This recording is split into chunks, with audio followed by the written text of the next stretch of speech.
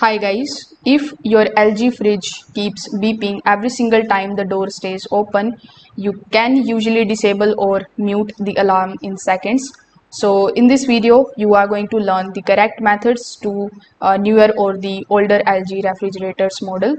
So on the LG refrigerator, you need to simply take a look at the front control panel for the buttons that will be labeled as either door alarm, or sometimes it can be just with the name alarm, or you can also see alarm reset.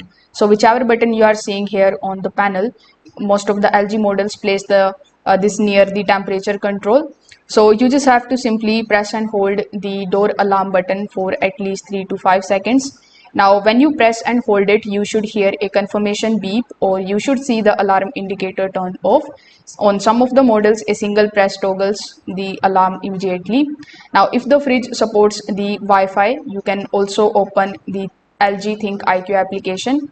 So here you just have to simply go to the refrigerator settings and disable the dome alarm notifications, or you can also just simply take a look at the sound alerts and then you can simply disable them. So this works on the newer model of the smart LG refrigerators. So this is going to reset the this is going to basically help you fix most of the LG door alarm issues quickly.